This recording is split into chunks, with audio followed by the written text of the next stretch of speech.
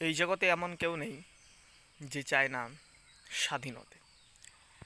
স্বাধীনতা সকলেই চায়, কিন্তু জন্মই যখন পরাধীনতায়, তখন স্বাধীনতা বলতে বিষয়টা কি?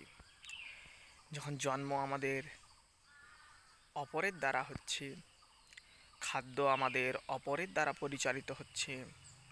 যদি বৃক্ষ না হতো তাহলে শস্য হতো না, শস্যাদি না হলে আমরা জীবন ধারণ করতে পারতাম না। যদি আলো বায়ু না হতো তাহলেও আমরা জীবন ধারণ করতে পারতাম না। প্রতিটা মুহূর্ত আমরা কিন্তু পরনির্ভরতায় বেঁচে আছি। স্বাধীনতা বলে এমন কিছুই হয় না।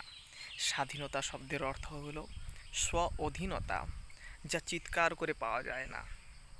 আমি চিৎকার করে স্বাধীনতার কথা বললাম, আমাকে স্বাধীন করো, আমি স্বাধীন, আমি কারো কথা মানি না।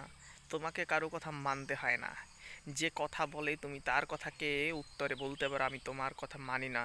কিন্তু যে কথা বলে না, যে শুধু তোমাকে মানায়, তার তার বিষয়কে তুমি অমানা হয়ে থাকবে কী করে? যে শ্বাস, যে বায়ু, যে আকাশ, যে বাতাস তোমাকে পরিচালিত করছে, তাকে তুমি কিভাবে রোধ করতে পারবে? পারবে না কখনো। যে চিৎকার করে তোমার উপরে কোনো অধিকার ফলাতে চায়, তুমি তাকে বলতে পারো তোমারও কথাকে আমি মানি না, কিন্তু তার কথারও তুমি দাসত্ব হয়ে যাও, তার উপরও ডিপেন্ডেবল হয়ে যাও। কিভাবে? না, সে যখন কোনো কথা বললো সারাদিন সেই কথা ভাবতে থাকো, তোমার মনের অধিকারী হয়ে যায় সে। অতএব এই জগতে এমন কেউই নেই যে কার উপর ডিপেন্ডেবল নয়। যখন জন্ম তার ডিপেন্ডেবলভাবে হচ্ছে, পরনির্ভরশীলতায় হচ্ছে, পরের দ্বারা হচ্ছে, তখন সে স্বাধীন হতে পারে না। তবে স্বাধীনতা বলতে এটাই, স্ব অধীনতা।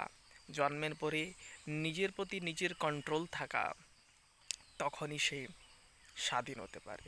আর নিজের প্রতি নিজের কন্ট্রোল মানে আমি কি করব কি করব না, ভালো মন্দের মধ্যে ভালোটার দিকে যার থাকে, তখন সে তার মধ্যে স্ব অধীনতা থাকে। এমন নয় কাম ক্রোধ লোভ মোহ মদমাশ্চর্য তাকে যথারীতি শাসন করছে আর সে স্বাধীন না।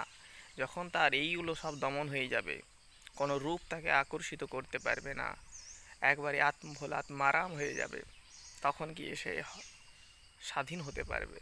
এবং কি এই স্বাধীনতাটাও খুব জটিল একটা বিষয়, খুব গভীর একটা বিষয়।